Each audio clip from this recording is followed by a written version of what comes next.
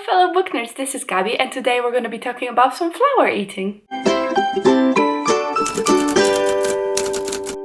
So today we're going to be reviewing A Course of Roses by Dana Pinguiccia, not to be mistaken with Course of Thorns and Roses, which I've been tempted to say many times. But if you don't know, I'm doing this series on my channel where once a month I'm telling you about all the new releases for the following month, and then you can vote and tell me which book you'd like me to read and review. So this is this month's pick, or the video with the January releases is already up, and actually I think pretty much the vote was unanimous and I'm reading lore. Overall, I have a whole playlist going on. I mean, these seem to be the most popular videos on my channel, all these reviews.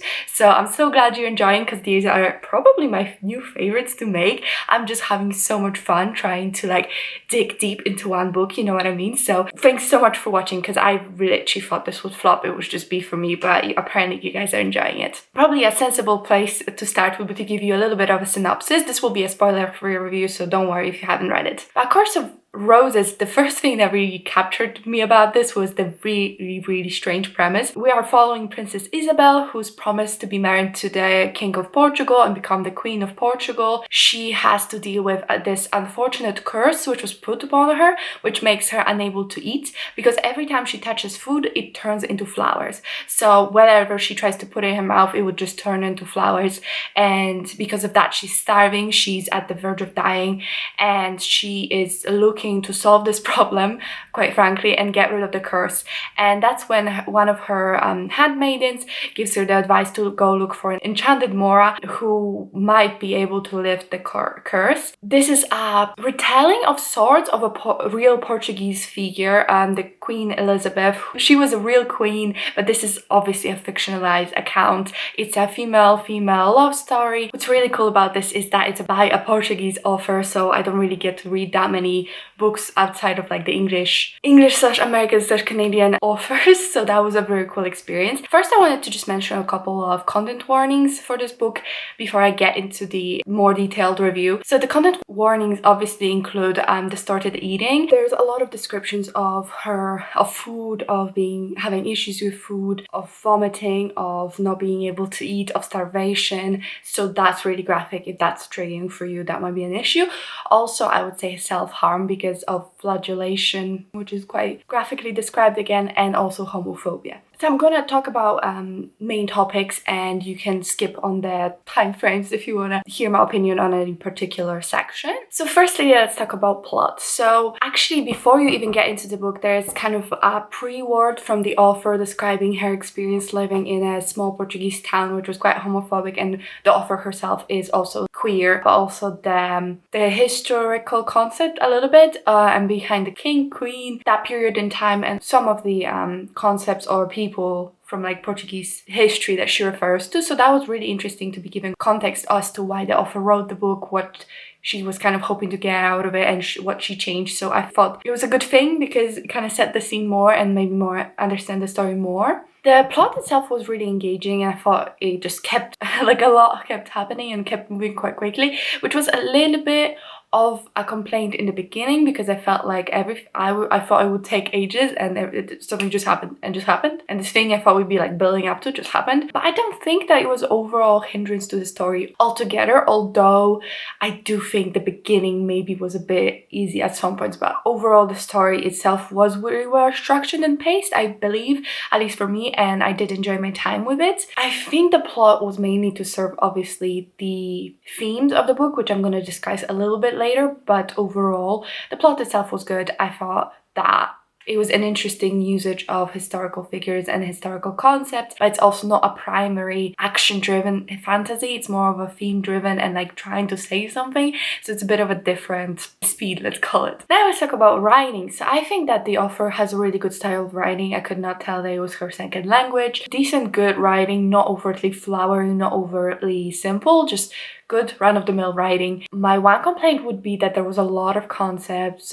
that I was not really familiar with, because I'm not familiar with the Portuguese history or mythology. Maybe having a little glossary just to help me not have to Google everything would be good. At least my version didn't have a glossary, but I read it as an ebook. That would be really my only complaint about the writing. It's just that sometimes maybe the author could explain a little bit more about the concept for the readers outside of the demographic where the book is taking place. For example, she uses this thing called Salis, something like that, and it's this like metal thing people used to like put on their legs to give them mild discomfort, or like not even mild, like give them pain. And it was like a religious practice, and it's kind of still a practice. I apparently got really famous with the Angels and Demons, I think, by Dan Brown, but I'm not sure. Only when she mentioned it for like 5th time, I googled what it was, and that was like a really big part of understanding the main character, knowing what this device was. If you don't know it going in and she doesn't explain at any point, it's very confusing and you don't really get the full impact. So that's the only thing. Maybe a little glossary, maybe just a little bit more explanation in the text. Either way would have been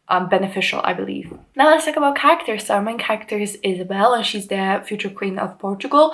She was selfless to a fault. I mean, wow.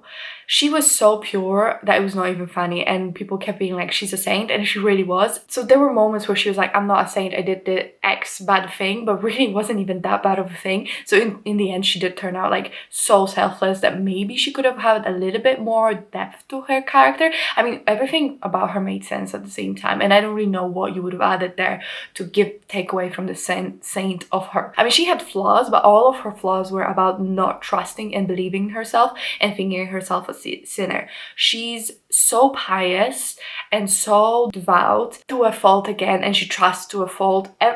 Okay, she had flaws. Her flaws were she was too trusting, too believing of others, and she was a bit too easy to manipulate in the beginning. So actually, I'd maybe take it back. I think she had a decent amount of growth.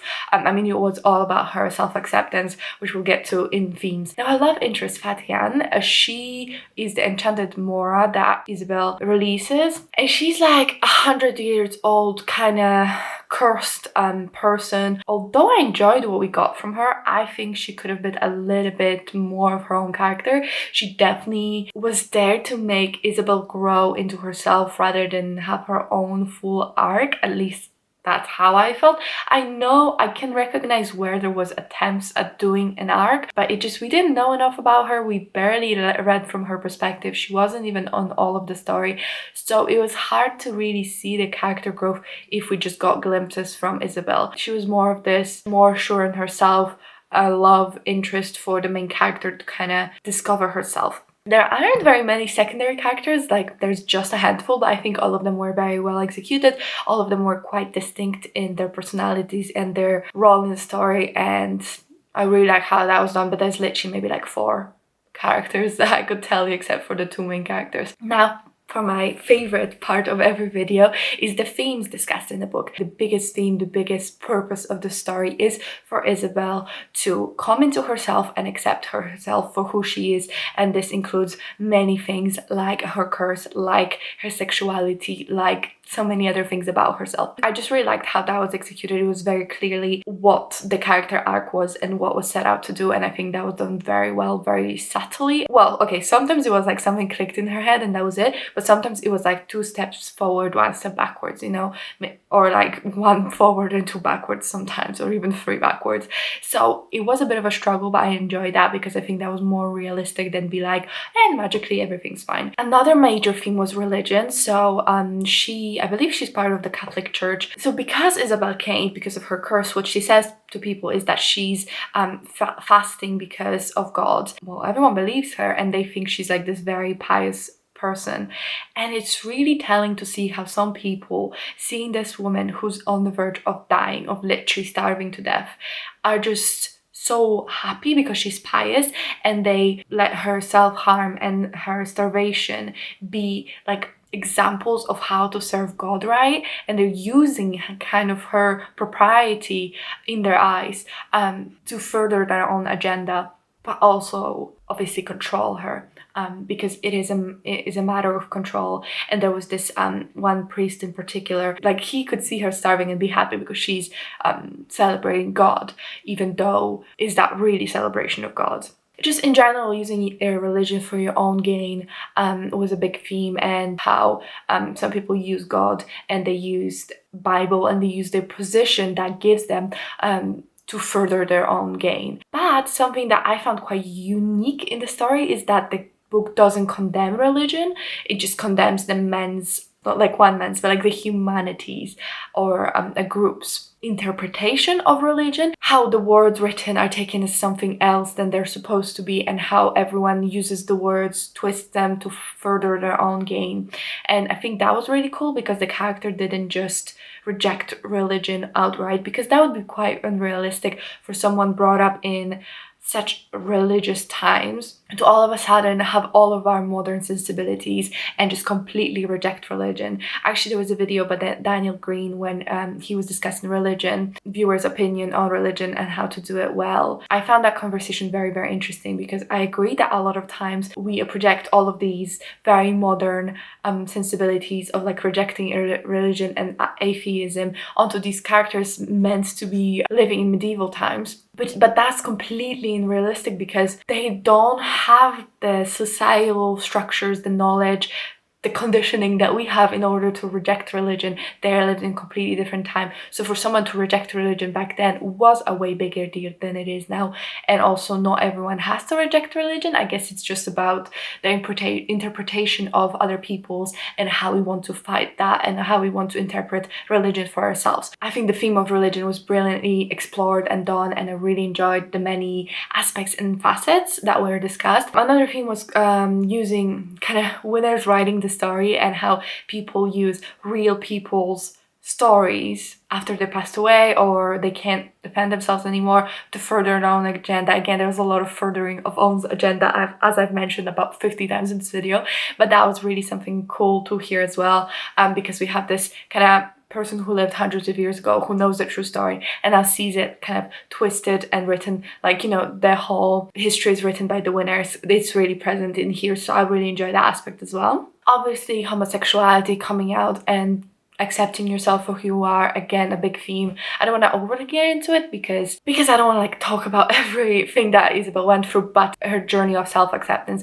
was really beautiful and realistic and heartbreaking and true to that period, to the character, to the story. Author clearly needed to write a story about coming out, and she did it brilliantly. And I think it was in such an interesting setting, because a lot of coming out stories I've read were like contemporaries, YA contemporaries, but this is a fantasy, and it was wonderful to see done so well. And it was the whole relationship itself I was 100% sold on. I think it's beautiful. Again, maybe the main love interest could have been developed a bit more to get me more invested in them as a couple, in the sense of these two people in particular, but more on the sense of this kind of love I was on board with, if that makes any sense. I feel like I just said a lot of words that meant nothing. And of course, hunger and poverty and what the rich are doing with their money, how we can help, charity, all of that was a big theme, and I think explored quite well with the character of Dennis, who's the king, and him being the opposition to Isabel, who would just give everyone all of her money and literally just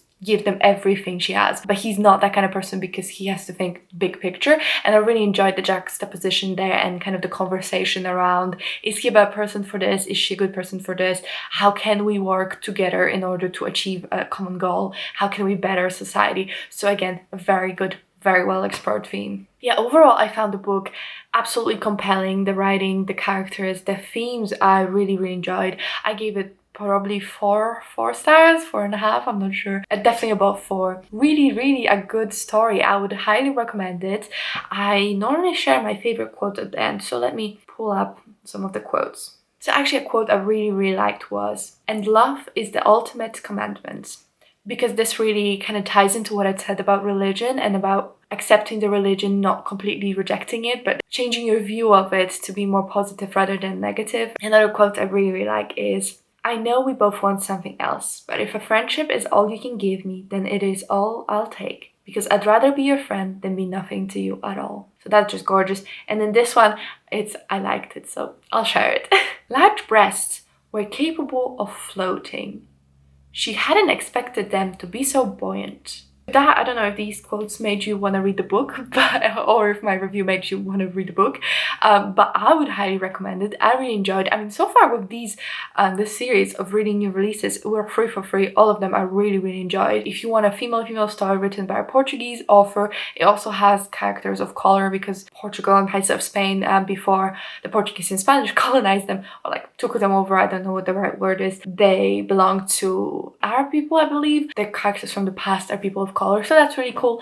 And overall, I would highly recommend it if you want some sapphic love in your life, if you want a good, compelling story with a lot of themes of acceptance of religion. Like the themes will obviously, it's always my favorite part to discuss, so I really am happy when the book has a lot of them, because I'm like, what if there are no themes to discuss? If you got this far into the video, please leave the rose emoji, or any flower emoji will do. Thanks so much for voting for this book. I would have never ever picked it up if it wasn't for you guys, but it worked so well. I mean, I really love it. Really hope you enjoyed the video. If you could like, subscribe and comment, I'd really appreciate that. 40% of people watching aren't subscribed.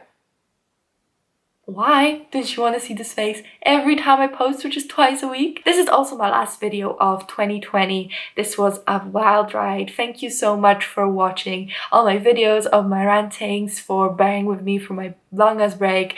I really hope you had a bearable year, and I really hope you're gonna have an even better 2021. I really hope we all come through this just swinging. And especially you, person watching, I hope you have a lovely 2021. I hope you have a lovely New Year's Eve. I know there's not much we can do, but you know, like pop a Prosecco, or if you don't drink, a sparkling wine or something. And have a good one. Again, thank you for watching, and I'll see you in my next video. Bye!